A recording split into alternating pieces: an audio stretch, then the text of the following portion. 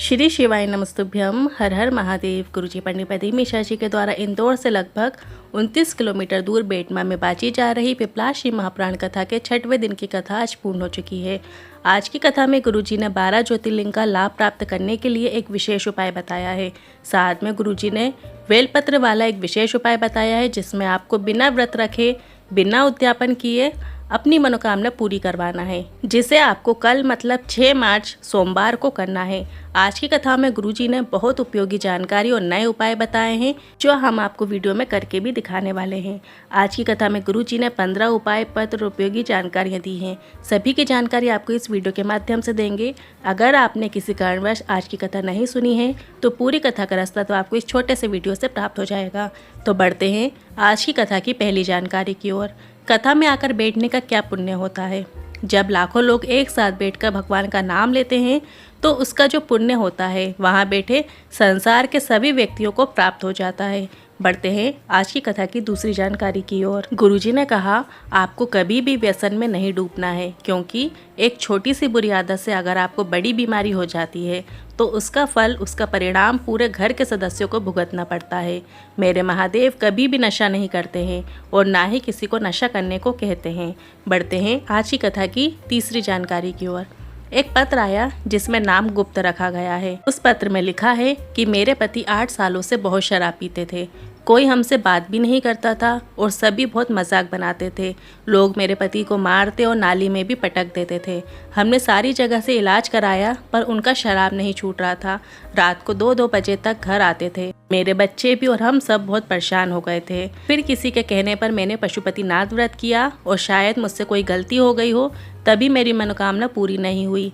मैंने फिर से दोबारा पशुपतिनाथ व्रत किया और दूसरी बार में जब मेरे पति मुझे शिव मंदिर छोड़ने गए, उस दिन से उन्होंने शराब पीना छोड़ दिया और आज तक उन्होंने शराब को हाथ भी नहीं लगाया है।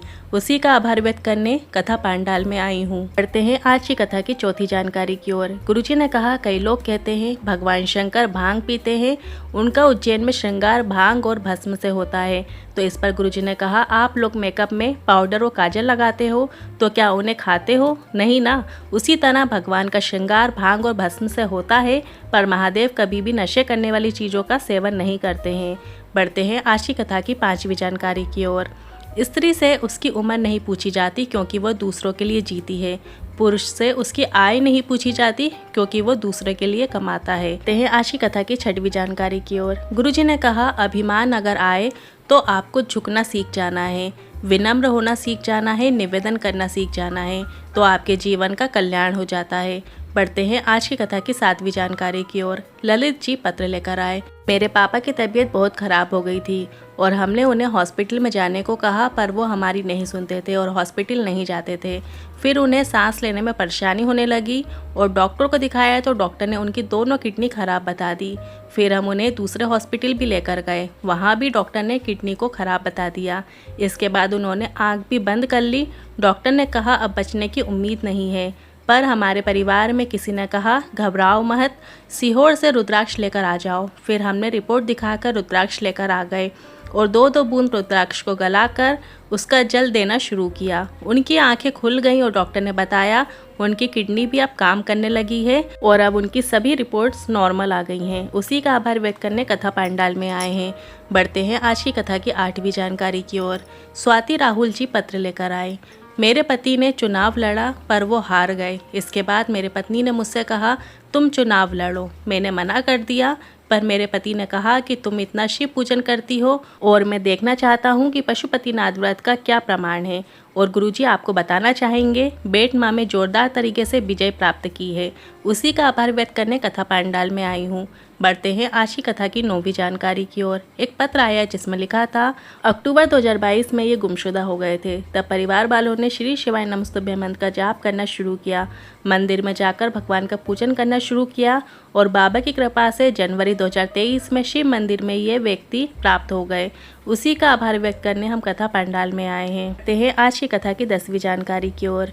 गुरुजी ने महादेव की होली का जिक्र करते हुए कहा शिव मंदिर में जाकर चंदन का जल शिवलिंग पर चढ़ाना है और एक बात आपको अपने जीवन में याद रखना है, शिव जी को जो घी का दीपक लगा रहे हो जो घी आप यूज़ करते हो वही चढ़ाओ, थोड़ा सा ही चढ़ाओ पर ओरिजिनल चढ़ाओ, शुद्ध होना चाहिए। और होली का त्यौहार आने वाला है, तो इस होली पर आपको महादेव के साथ जब आप होली खेलेंगे तो आपको अपने जल कलश के अंदर थोड़ा सा चंदन डाल लेना है या अष्टगंध चंदन डाल लेना है और उस कलश का जल आपको शिवलिंग पर अर्पित करना है। इस प्रकार से आपको अपने घर के नज़दीक में जो भी शिवालय है वहाँ पर जाकर वो जल अर्पित कर कर होली मनानी है।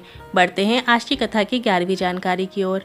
गुरुजी ने बताया सीहोर में 9 मार्च को सुबह 10 बजे से महादेव की होली मनाई जाएगी। तो सीहोर के आसपास के लोगों को गुरुजी ने महादेव की होली के लिए सीहोर कुबरेश्वर धाम आमंत्रित किया है और इसके बाद 11 मार्च को आष्टा में महादेव की होली मनाई जाएगी।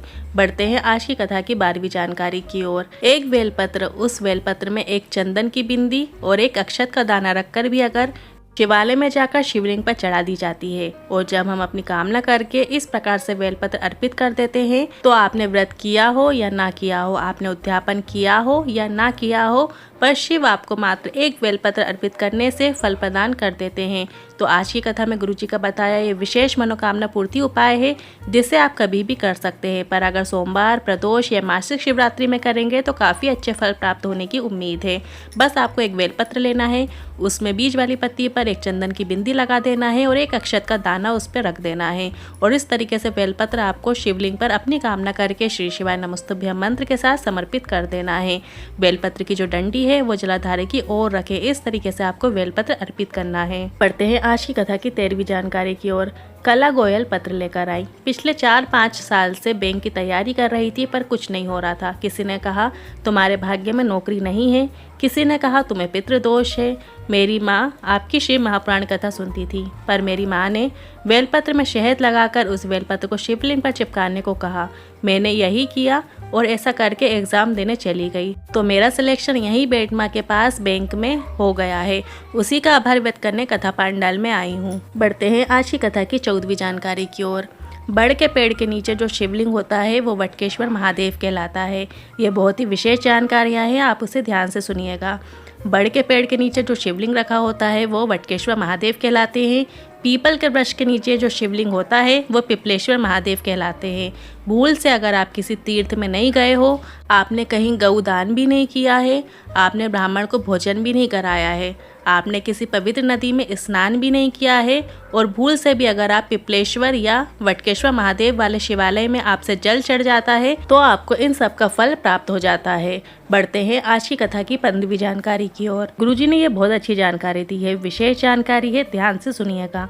एकांतेश्वर महादेव जो एकांत में बैठा हुआ है, जो अकेला बैठा हुआ है, आसपास कोई नहीं है, मतलब ऐसी शिवलिंग जहाँ पे कोई नहीं जाता आता हो, अचानक से आपको दिख जाती हो, या आप गाड़ी से कहीं जा रहे हो, ट्रॉली में जा रहे हो और रास्ते में ओटले पे कोई शिवलिंग रखी है, खुले में रखी है, बस ऐसे ही, भले उस शिवलिंग का नाम नहीं मालूम हो, तो वो एकांतेश्वर महादेव कहलाते हैं। तो आपको ओम नमः शिवाय या नमः शिवाय या श्री शिवाय नमस्तुभ्यं मंत्र का जाप कर देना है। उस शिवलिंग को देखकर तो आपको जल चढ़ाने का फल प्राप्त हो जाता है। मतलब आप जल चढ़ाओ या ना चढ़ाओ, सिर्फ उस शिवलिंग को देखने मात्र से, दर्शन मात्र से आपको जल चढ़ाने का फल प्राप्त हो जाता है। बेलपत्र, अक्षत और तीर्थ का जल चढ़ाने का फल आपको प्राप्त हो जाता है, केवल और केवल दर्शन मात्र से। ये भी गुरुजी की बिल्कुल विशेष जानकारी है। आपको बस एकांत में रखी शिवलिंग को देखकर मंत्र का जाप करना है। ऐसे में आपको 12 ज्योतिर्लिंग के दर्शन का फल प्राप्त हो जाता है। एकांतेश्वर महादेव के दर्शन मात्र से और नमः शिवाय श्री शिवाय नमस्तुभ्यं मंत्र का स्मरण मात्र से आपको 12 ज्योतिर्लिंग के दर्शन का फल प्राप्त हो जाता है। जब भी आपको एकांत में शिवलिंग दिखता है तो आपको सिर्फ नमः शिवाय या श्री शिवाय नमस्तुभ्यं मंत्र का स्मरण करना है, दर्शन करना है। जैसे कि कल 6 मार्च है और सोमवार का दिन है, तो सोमवार के दिन अगर आप अपनी समस्याओं के अंत के लिए गुरुजी के उपाय करना चाहते हैं तो आपको शूल टंकेश्वर महादेव का नाम लेकर एक विशेष उपाय करना है। पहले ये उपाय आपको ध्यान से समझ लेना है। ये उपाय किन्हें करना है? जिन्हें त्वचा रोग हो, सफ़ेद रोग हो, सफ़ेद दाग हो, काले दाग हो, आंखों के नीचे कालापन हो, पिंपल्स जैसी समस्याएं हो, तो प्रत्येक सोमवार को आपको ये उपाय करना है। आपको शूल टंकेश्वर महादेव का नाम लेते हुए शिवलिंग पर जल चढ़ाना है। शूल टंकेश्वर महादेव, और जलाधारी से आ रहे जल का थोड़ा सा जल अपने जल कलश में छेल लेना है और उस जल को जहां आपको त्वचा रोग है या आपकी जो त्वचा से संबंधित समस्या है उस जल को उस जगह पर लगा लेना है और थोड़ा सा जल शूल टंकेश्वर महादेव का नाम स्मरण करते हुए आचमन कर लेना है, पी लेना है। 3 बार आचमन कर लीजिएगा और अपनी जहां आपको समस्या है उस जगह पर उस जल को लगा लेना है। शूल टंकेश्वर महादेव का स्मरण जरूर कीजिएगा। उपायों से लेकर मन में कोई सवाल है, क्वेश्चन है तो आप कमेंट बॉक्स के जरिए पूछ सकते हैं। वीडियो थोड़ा भी उपयोगी लगा हो तो वीडियो को लाइक करके कमेंट बॉक्स में हर हर महादेव जरूर टाइप कीजिएगा। श्री शिवाय नमस्तुभ्यम।